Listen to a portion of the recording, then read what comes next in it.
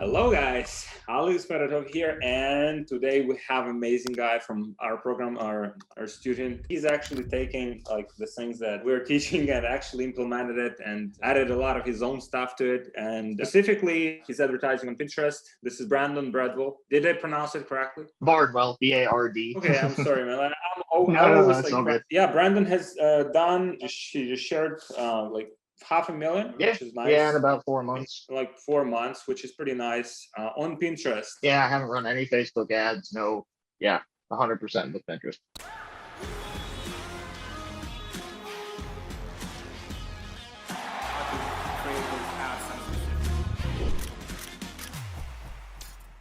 No other advertising platforms. So just Pinterest and email marketing. Where like how long you been in dropshipping space, like overall, like in e-commerce? So in e-commerce, like I've been kind of a serial entrepreneur my whole life.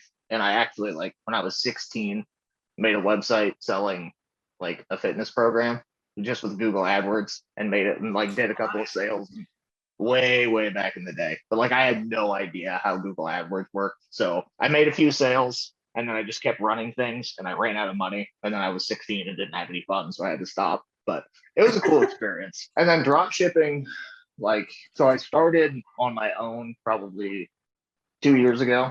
And like I think that was kind of the peak of all of the 17-year-olds with Lambos in there on YouTube. Like, just make a free plus shipping offer and like you'll make $1 million, right? And so I tried that like everybody else did and made a sale or two and always lost several $100s. And I didn't see any success at all until actually after I joined the program and started going through the course in the community. And then I got to a point where I was making like $600 a day. And then I ran into some just like life problems. Like merchant account got banned. I didn't know how to handle it at the time. I had bills that were due, like just tons of personal life stuff. And so I had to take a break for until about 6 months ago. Yeah, I think in September is when things really took off for me. Like started figuring out Pinterest, really scaling hard, working on the whole business. And that's kind of the rest is history, I guess. So you started on Pinterest and like, did it like work well for you like from day one, or like, was it like also? Yeah, no, it was brutal, man. Like, so I had a lot, like, I think a lot of people just starting out really suffer from insecurities, or I did, like, because you have all of the aspects of it, right? It's like, is my page any good? You know, if my page is going to convert, is my product any good? Did I pick a horrible product? Are my ads bad? And so you have all of this uncertainty. And when something doesn't work, you don't know why it doesn't work, right? But I had the opportunity to sell a product on Pinterest that I knew was a winner.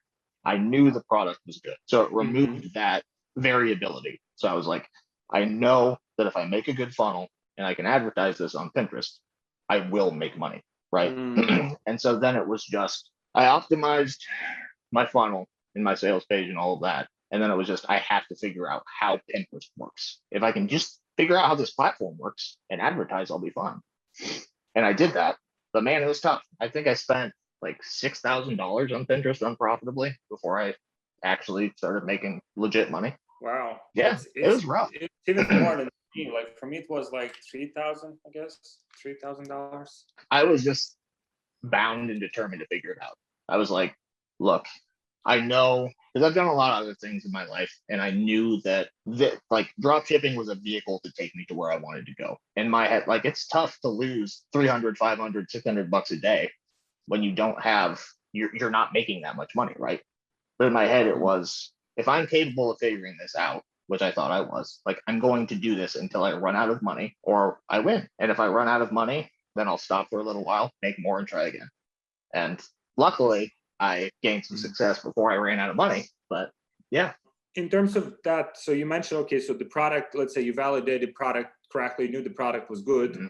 The other variables you've said, so I mean, there are like two variables, right? There's ads and there is the conversion part of it, the funnel. How was that learning process going for you? Like, what kind of like metrics you optimized for? Like, how did you, like, for example, if you're testing the lander, how did you know like it was good or not? Like what kind of like KPI did you optimize for? So I was able to dig up some stats on other pages that were profitable, like what their stats were from, so number of people who land on the lander to people who make it to the second step and then the third step and so on. So I just compared what my numbers were versus theirs, and made ad copies, video copies, changes to color schemes, stuff like that over and over and over until I hit those target metrics. So my target metric was I wanted, if 100 people hit my landing page, I wanted 25%. So 25 of them to make it to the second step, right? And then after that, my goal was 30%. It's a 3-step funnel. So it was 30% and 30%. So of 100, 25 make it to the second page. Of that 25, 30% make it to the next. And of that, 30% checkout. And that was enough for me to be profitable. So I just had to optimize and make tweaks. And learning the ADA principle helped a ton. Like that's super valuable if you're trying to optimize for conversions. Just figure out the ADA principle, makes a huge difference. And with Pinterest in particular, it's a cold audience, right? It's much colder than Facebook is. So having a high quality pre-sales page makes a really big difference, which is something I learned as well. That's why my funnel is more steps than a lot of traditional just drop shipping stores. That's awesome. And so now you mentioned before, Cole, that you want to leverage the same like principles, right? And just do it the same thing on Facebook. Yeah. So I think that you have, I think, more things working against you sort of on Pinterest. Like they're just different beasts. Like, you know, Facebook is unique and so is Pinterest. But having that really, really thorough pre-sale process to warm up super cold traffic, I have a hunch that my conversion rate's going to be super high when using Facebook just because it's so thoroughly tested and changed and worked through. Are you planning to sell like the same product or like also implement it with other products? So I have 2 new products that we're going to launch alongside the product that we initially were selling. It's not a super compliant. So the one store is just a one product store that I made the 500K with, and that's not a super compliant product. So I'm kind of going to do that dance with Facebook and see if I can get away with it. And if not, no big deal. I'll just pursue other things.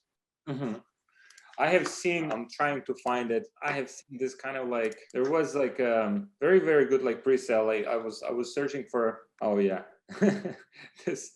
this is like hilarious here. Check it out. It's like, I don't know how compliant that is. So this is Google, but I guess it's very similar, like similar principles. Like for example here, right? This new device promises a relief from like chronic neck pain. I don't know, like if Google is like so, and this product, you probably have seen it. This product been like, it's like everyone's been selling this particular product, but it seems to be on Google. I don't know how successful this product is. So they sell it for $99 here, like one product, which is like very, very high margins, I think. Like, yeah, I think like everybody else, I've seen that and done case studies on it. I think that's like a $70 margin or something. But yeah, that format, that advertorial style format is super similar to what we do. Like I went through and I was speech and debate state champion and did a bunch of creative writing and stuff. So I'm good at writing copy. And so I rewrote and split test all of the actual, like, I feel like that's something people neglect a lot of the times is like they focus on their headlines and their photos, but the actual paragraphs are so poorly written. Like, so I made a point to really, really do a good job there, made a huge difference. So you've done it all by yourself, all of the like landers, like product pages. Oh, yeah, 100%. Huh. Yeah. Most people what they would do, like they would just take something that's working, like rip and run, you know? So you had to like recreate all of it, like from scratch? So I used inspiration, right? I didn't do like the hardcore one-to-one, but I found things that were working, made them better, and then used them. I tried to do the rip and run deal, but it just didn't work. So I had to make it better in order to be profitable. That's such a good, like, I think that applies to everyone, right? Like it's been like data driven, right? Like pretty much at the end of it, like it's the end of the day, right? Like it's data driven. Like you put something in front of the people, right? Like, cause you target like people, like these are humans looking at the ads. And then people either want to fucking buy it or people don't want to buy it, right? Like it's simple, right? Like, and then like once you get over like you get past the uncertainty part of like, does this work? Is it a scam? You know, like just trying to figure out e-com. Like the beauty of it is that your data will tell you exactly what you have to do. Always, it'll always tell you what's wrong. I mean, that's what the whole point of KPIs, right? You look, you don't have the right KPIs for your ads. You know, you need to fix your creative. You know, you fix your copy. You have drop off on your landing page. Your landing page sucks. People add to cart, but they don't buy. your checkout process sucks. Like if you're just diligent, you read your data and you're willing to do the work to improve the things, you'll be successful, period. That's why our best media buyers, they're more like left side, like left side of the brain than like right. Because like right is like, like they're like creative and they're like, they're visual, but like left is like what is like, show me the numbers, and like and they can look like without emotions, because the less you use emotions, I think the better. It's like, because oh, I like this ad, or I like this lander, oh, this lander looks much better than my older one, like, and like, or some people would I mean, I used to do the same shit. It's like, it's not, I'm not exception to it. It's like, we'd have something that's working, and then like, oh, like let's create like a total like custom lander for this, and let's just, because it looks so good, and it's like, let's test it, and then it's like, totally bombs. So I did that for sure with like just picking a product, right? Like in the early stages, I would find something that I thought was cool. I would buy this, so everybody else will too, right? No, like your personal taste does not reflect the market at all. You get emotionally attached to pretty much anything. Like you're just courting trouble, I think.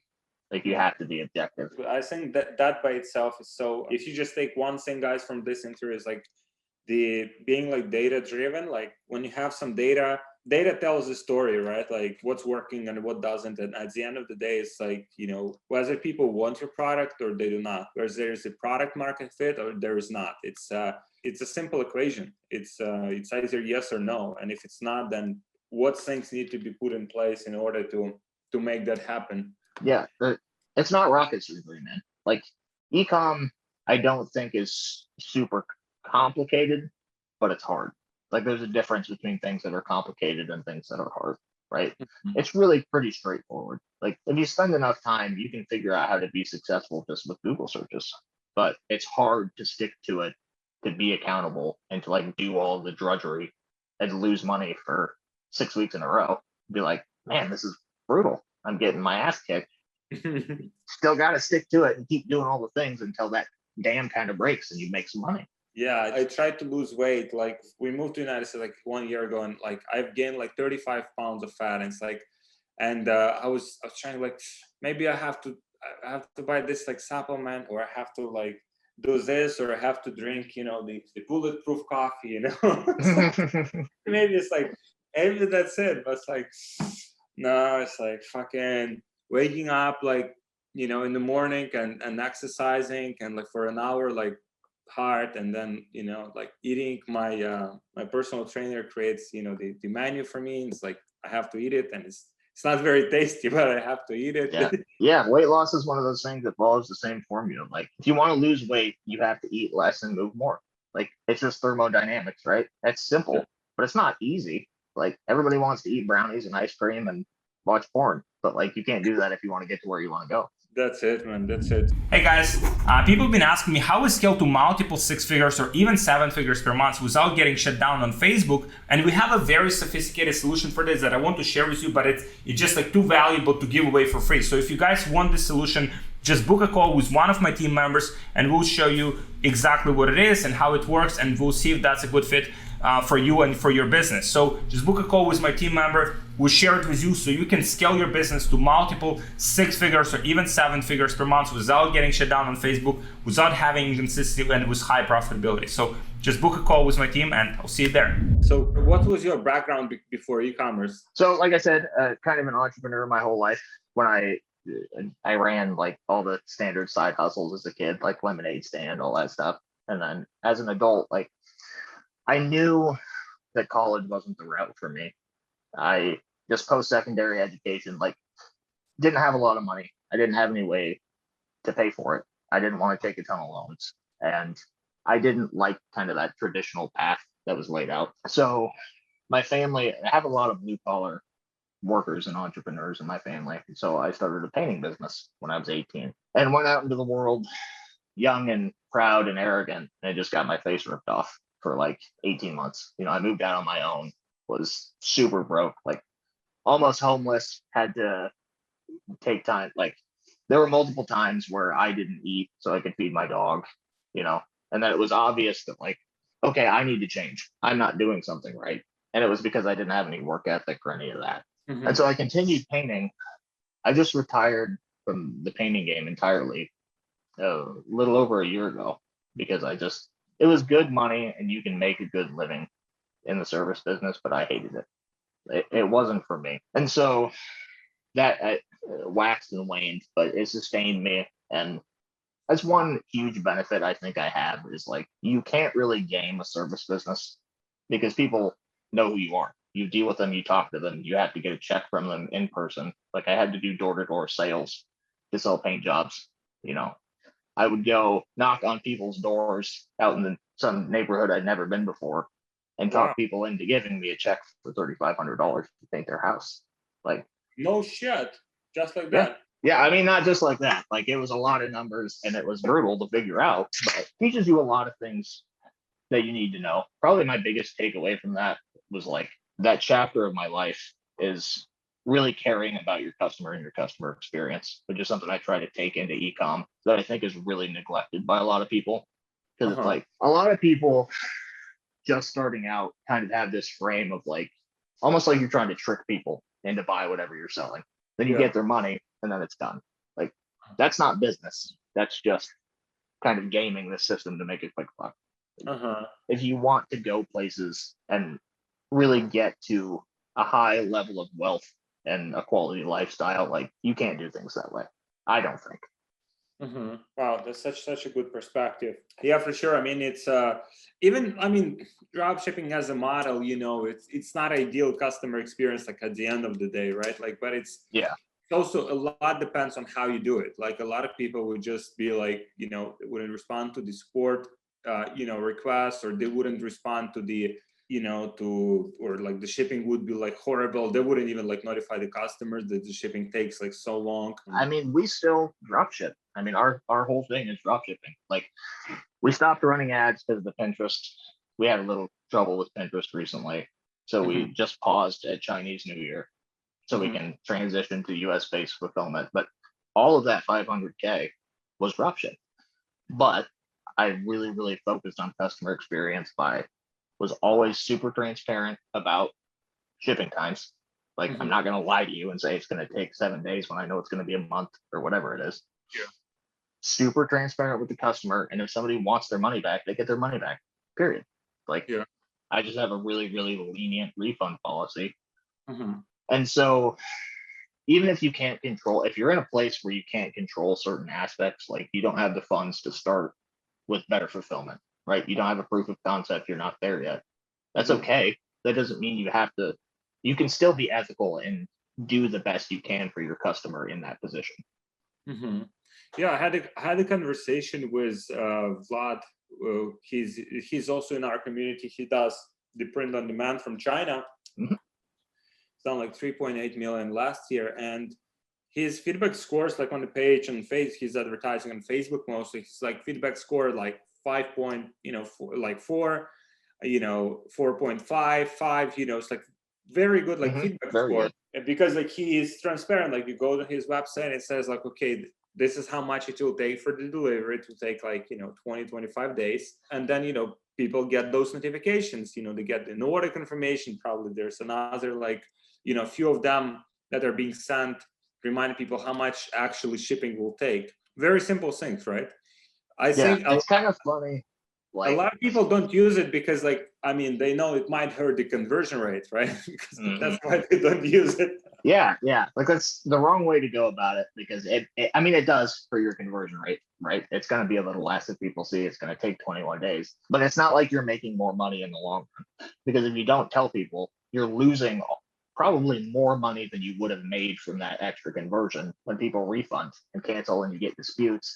And then your merchant account gets all jacked up. You get put on a match list. Like you're boned. Like you have to be ethical in some ways. Like just be transparent with people and do the right thing.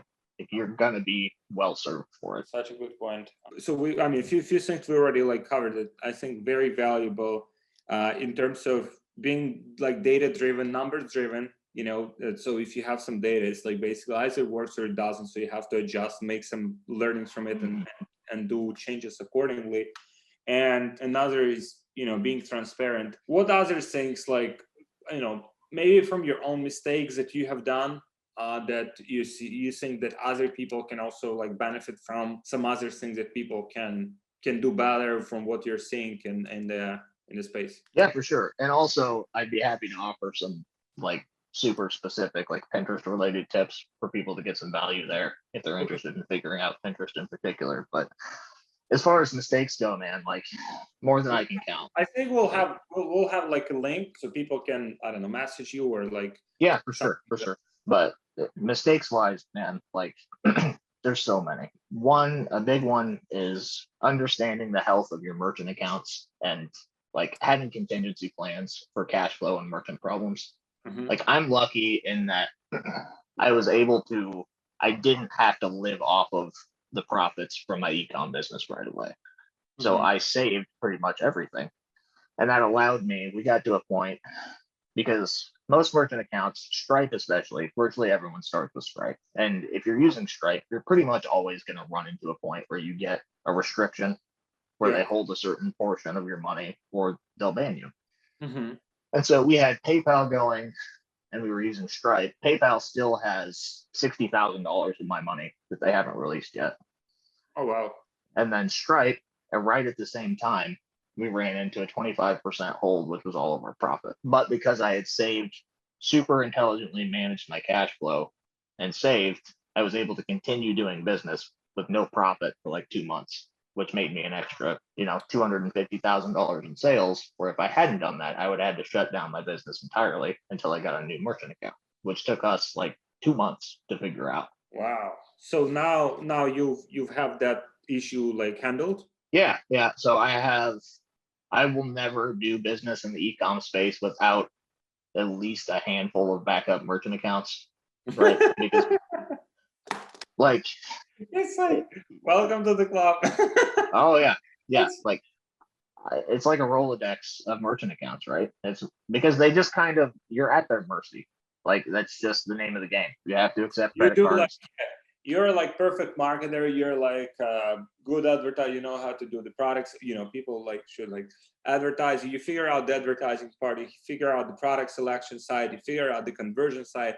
Like you've done everything perfect. And now like all of the money that you've made, like Yep, they're just like, we're gonna keep that. Sorry. You're like, okay, great. Like fuck all of your work, right? Yeah, it was brutal, man. Like that time, it felt like the world was ending. Like it was like, how am I gonna make this work? Like this is brutal, yada yada yada. And then I figured it out. Like, and the thing is that pretty much every time I've run into a roadblock in ecom, it's taught me something that's made me a way better entrepreneur and made my business better, right? I'm never going to run into that problem again because I have a lot of merchant accounts. I know how to write really good copy because I had to write really good copy to get sales. I know how to run Pinterest really well, and almost nobody else does because that was my only option. Like, don't see the roadblocks as like roadblocks. They are opportunities all the time. Like COVID, I think, is one of the most valuable things to happen to the e-com space ever. And everybody was like, oh, drop shipping's dead. Like it's ruined. COVID's going to destroy drop shipping. It's like, it's better than it's ever been. Like that's such a good point. Just take, like the world is going to punch you in the face over and over and over. But if you learn from it, it's kind of a cliche, but like you seriously, it'll make you better every time if you let it. It's hard to like at the moment, right? Like when something happens, like the first thing is like, fuck, the emotions, like the anger, it's like all of those emotions. But then at the end of the day, it's like, I mean, there's no other way, like being like entrepreneurs, like by definition, is like you're choosing the hard path. Yeah. You're choosing the hard way. If you wanted the easy way, it's like get a fucking job. Oh yeah, for sure. And like I think just as a core principle, trying to become really non-reactive is one of the most valuable things you can do as an entrepreneur, right? Like you see so many people starting out who, I mean, and I used to be this guy. Like I don't want to make it sound like I'm casting judgment on people because I used to do this constantly. But you see people just starting out like in the group and they ask for help. They're panicking because they launched a store and they ran like $13 worth of Facebook ads and they never made a sale. It's like, you gotta wait. Like Tell me about it, man. I have 48,000 people Facebook groups. That's like the main. Yeah, or you have a day that's unprofitable. Or you have a day where your CPMs are high or your performance is shit. It's like it's just one day. Like it's okay. You got to look at it from a macro view. You can't do things on a day-to-day, super small time frame basis, or you're gonna drive yourself absolutely insane. Oh, for sure, for sure. I mean, I still like, I mean, we have the calls, right? And one of the most frequent asks, like, oh, I have this like drop in performance, like today, or I have this like drop in performance like yesterday. And I mean, I show my ad accounts, like it's fucking fluctuates, like, It happens, yeah. But then you work on things that you have impact for, right? So if you're getting like that those fluctuations, it probably comes from somewhere, right? Like maybe you're not as competitive in the auction, right? Maybe someone else is fucking just beating you, like, because they have like better creative, they have better funnel, they just like overbid you or just like overspend you, or like, in some way like they're crushing you.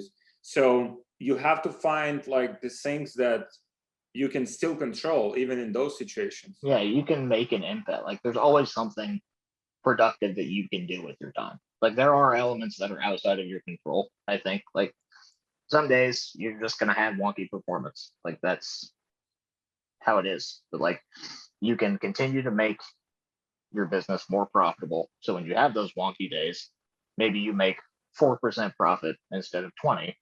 But when you have a wonky day, you're not losing money. You're just breaking even or making less. Or what, you just got to focus on the things that you can do and not sweat the small stuff. And like an unprofitable day is fine, but if you're profitable for the week, who cares? Nobody cares. Yeah. Or a month or a year or whatever. I'm like, I'm saying about this, but like sometimes it gets to me as well. I think it gets to everyone. It's like I think no one is like 100% immune. Like that's I'm definitely more of an asshole on days when I've lost $1,600 than when I made $5,000, like for sure. But it's not like I'm not freaking out inside is the difference. It's like, oh, it's a bad day. Kind of sucks, but like I'm not thinking that I'm going to go out of business and my life is in shambles. It's just like, okay, it is what it is. Such a good point. How do you started having this traction with the business? Like, did your life like change in any ways? Like what changed in your life? Really, for me, it was a lot of internal stuff. Like I want to continue to leverage all of the money and the opportunity that I'm getting to multiply it, right? So I want to take virtually all of the profits that I have and leverage them into more and more businesses to continue branding and create real long-term businesses and brands and wealth for myself. So from like an external, I don't spend much more money. Like I eat better food. I buy steak for dinners, but it's mostly been an internal change for me in that I gained a lot of confidence. Like I always wanted to get to the point where I was making a lot of money. And when you're grinding and working your ass off your whole life up to a point and you've never kind of gotten there, I think it kind of undermines your confidence or your belief in yourself a little bit. And it did that for me. And so for me to basically just prove to myself, like, yeah, I can do it. I did this. I figured this out. Like has made such a positive impact on my life. And I mean, really, I owe a huge portion of it to you and just the program, period. Like, I don't want to say I couldn't have done it without it, but by God, it helped a ton. Just seeing people constantly doing well and like looking at them like, oh, these are regular people, So I don't go buy cool cars yet. And I didn't buy a fancy house or anything like that, but it's made me feel more confident, but kind of more whole, which is probably not a good thing. Like having money shouldn't matter, but just proving to myself, like I've always wanted this and I got to a point where I was doing it by myself. I mean, I only have one customer service rep. Like, so all of this is pretty much off of my own back. That's awesome, man. I mean, yeah, if you're confident, like then it's, if you have the confidence, you have the skills, right? Then, I mean, you can replicate this, many times over, right? Like you can build whatever you want. And one of the things you mentioned is like, you haven't really like increased like your lifestyle, like, expenses or like, like a lot of people, they would buy the car, so like, or they would just spend this on some consumables. on some stuff that, for example, I know some guys like they've done like 2 million and like buys a house, like, buys the cars. Like, that's typical, I think, pattern for people. There's nothing wrong with that, right? It just like, but you're getting back to the same grind. It's like not the business is like fully sufficient, right? Or like, even if you're like running the business where, at the end of the day, like the business that, we run, it has its vulnerabilities, right? Like Pinterest can shut you down, Facebook can shut you down. And so at the end of the day, like merchant accounts can shut you down, it's like, there's always these like moving parts. So if you have all of that like capital, like that you've worked so hard, like wasted on some like consumption, then pretty much you're starting from square one, right? And it's like, you don't have any like caution. Okay, so fuck it, I don't need like, I don't need to work for another like 2 years, I can figure this out. I can do like whatever project I want. I can buy the business if I want. I don't have to work for another like 20 years, So, and so what you mentioned as well, when shit happened with your merchant accounts, is that you probably stressed out, but it wasn't like life threatening to you, like where you couldn't buy the, the food or something. Yeah, you deal with a lot of e-com entrepreneurs, much more than I do. But like, how many people do you know in the space who could run their business with no profit for 2 months? You know what I mean? Paying for out of pocket for advertising and supply every day for 2 months. Like, that's pretty rare, I think. And it's not like I was doing it intentionally planning for that to happen. It was more so, and I continue to have the frame like, yeah, going and buying a super dope car would be kind of cool. Like, I'm not immune to the allure of the material world, but over the next 10 years, like say I spend $100,000, right? And I buy whatever I buy, a car, 10 years from now, that car is going to depreciate and be worth $20,000. Where if I re-roll that $100,000 into profitable advertising and business infrastructure, learning, expanding, building things, 10 years from now, that $100,000, it's hard to say what that could be worth. So to me, a car now is not worth $10 million in 10 years. And when I get to that point in 10 years, like I'm fine working my ass off in my 20s and early 30s and being able to do whatever I want for the rest of my life.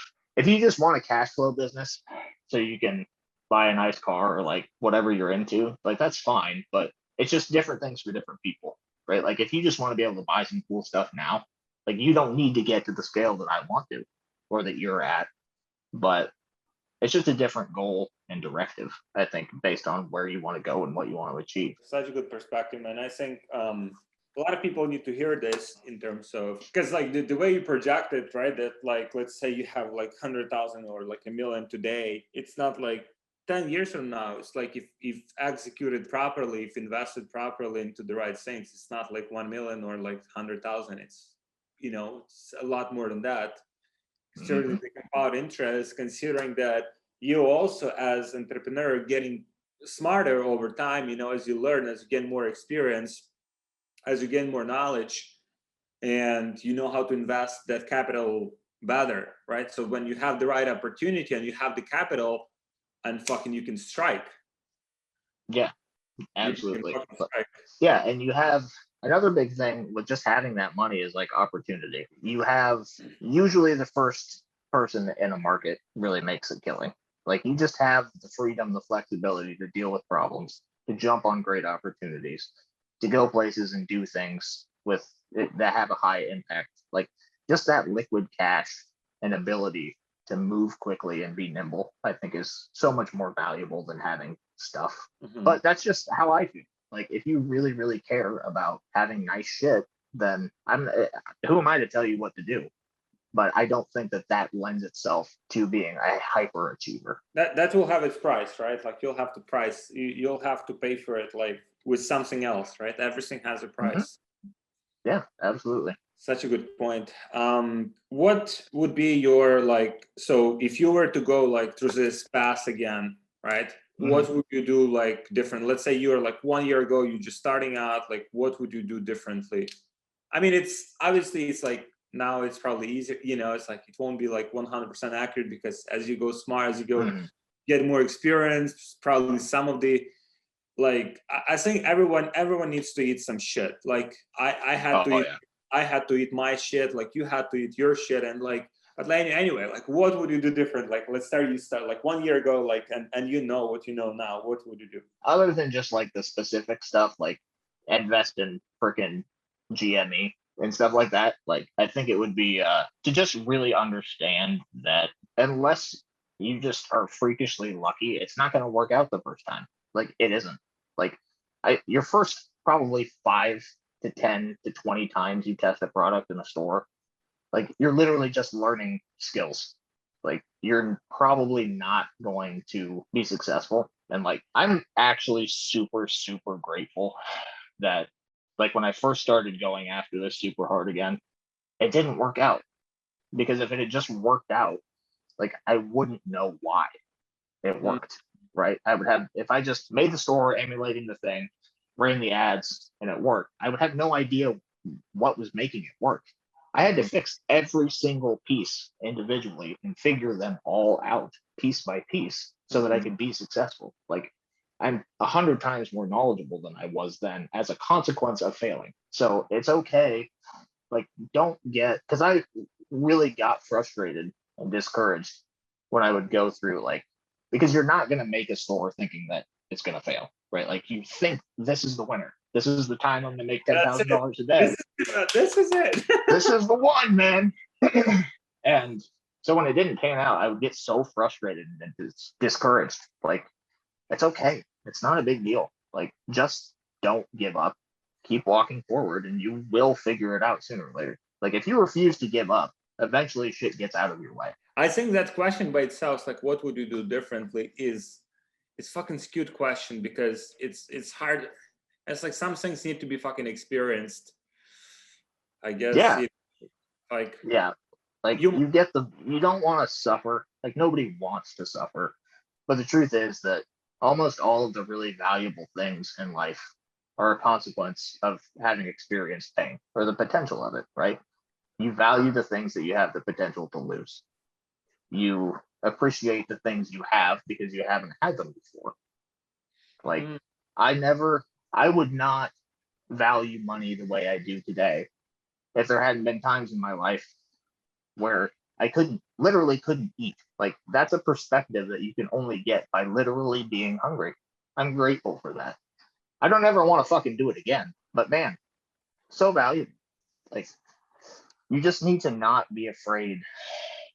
Like everybody wants to be happy, right? You just want to be happy. Life would be so, like, you're never going to get to a point where you're just happy all the time. That doesn't exist, and it shouldn't exist. I try to, like, because I have some days where it's like, yeah, it's hard. Like some days, I'm like, everything is going, but then like, you probably need some, it's like, you probably need some unhappiness too. Like you probably need to be like dissatisfied with something, like to change something, right? Because if you're like totally everything's good, whatever, like then it's like, you're not making any changes. You're not making any like progress from there. Yeah. One of the most valuable things I ever learned, like I'm a big proponent of Stoic philosophy. And Seneca was a Stoic philosopher, and he has in the Tao of Seneca, there's a chapter that basically, I'll explain it much less elegantly, but it's how unhappy you can be about the world is directly proportional to what your aspirations are. Like, you can't be unhappy if you don't want great things. Like, if you have the ego to think that you deserve to make $100 million, you can only be unhappy if you don't have $100 million because you think you deserve it. Right. So if you have aspirations, you pay for that with being unhappy. If you let go of wanting great things, then you'll be fine. So it's like, don't complain about the suffering associated with trying to get to your goal. Getting to the goal is optional. Wow. This explains so much shit. It's like powerful stuff, man. I would definitely encourage anybody. Like Stoic philosophy literally saved my life. I mean, I don't want to get into a bunch of like sob story stuff, but I've been through some really, really difficult times, and like personal growth Like it's learning things about how to operate, how to think, and how to roll with the punches. Literally saved my life. Like stoicism is fantastic. Man, I mean, thank you so much for making the time for this.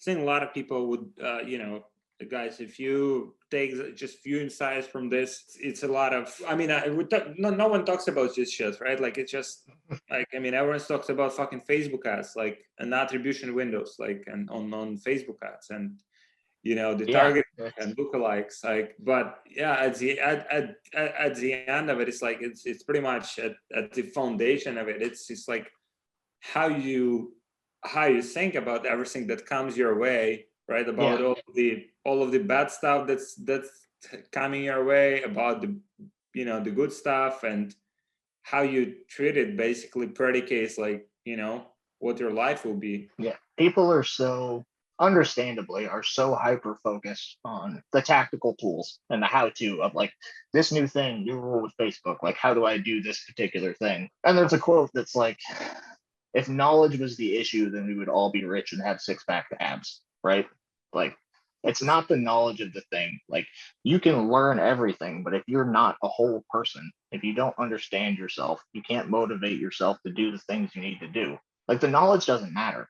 You have to be able to recognize within yourself what you need to do, how to motivate yourself to do the things, and then consistently do the things. Like, I think a lot of it that nobody talks about, which is unfortunate, is just personal work. You have to be well put together so that you have the ability and the tools to use the tools. That makes this, wow, that's such a good perspective. Such a good perspective. It's like it's like you have the tool, like, I mean, you give the same fucking information to 10 people, right? Like, take it. And then, some people will take it and destroy it, and some people will not even like touch it. It's being through really rough times, a lesson that is super powerful and also very scary is that at the end of the day, nobody is coming to save you. You have to take care of you. Nobody's going to do it for you. Nobody's going to build the business for you. Nobody's going to learn the things that you have to do. You're the only one who's going to take care of you, and you are worth taking care of. So just rise up and figure it out. Like it's not, I mean, that's easy to say, like pull yourself up by your bootstraps. Like it takes a lot of work and it's tough and brutal, but if I could do it, man, anybody can. I don't think I was meant to be successful. I just did it because I'm stubborn. Ask my fucking teachers in school. Yeah, I hear you. Fuck you, motherfuckers.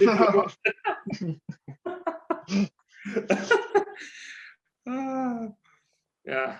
Well, you're awesome, and I'm looking forward to seeing you like your next successes and seeing you absolutely destroy it. Like the way you think is definitely in the right direction, and as you're evolving, you're getting smart about many things, and I'm looking forward to seeing you, man, absolutely destroying it. Yeah, I'm gonna give it hell, man. I'll do the best I can. Cool. And thank you for actually like following through and executing, like, because we give like the fucking resources to everyone. It's just like you actually took and fucking implemented. And you don't have to thank me, man. I've got $500,000 worth of sales that are more than thanks enough. Like that's the payoff. But I do appreciate it. No, I mean, like I said, I owe you and your team a huge debt of gratitude. Like it's been great. You owe me like a beer. You owe me like a beer. Maybe that's it. I do. I actually wanted to mention I'm trying to find a new place to live. So at some point I'm going to visit Miami. If you want to grab beer or coffee or something at some point. Sure, man, for sure. It's a great place to be now. Yeah, I don't know about the big city life, man. The town I live in now has 5,000 people. I grew up small town Midwest. So I'm gonna come to Miami, stay for a little while, see probably Austin, Texas. I'm gonna try Las Vegas. I just kind of see where I think I could land. But sure. I need somewhere with no freaking state income tax. Oh yeah, that's yeah. That's must have. Cool, man. Would be happy to see you. Thank you. Yep. Thank you for making the time for this. Yeah, absolutely. Thank you, Brandon. And thank you everyone who watched. I hope you got some very important lessons from it. Not like just tactical, but also like the foundational like fucking brain stuff. That's where everything starts. Cool. All right.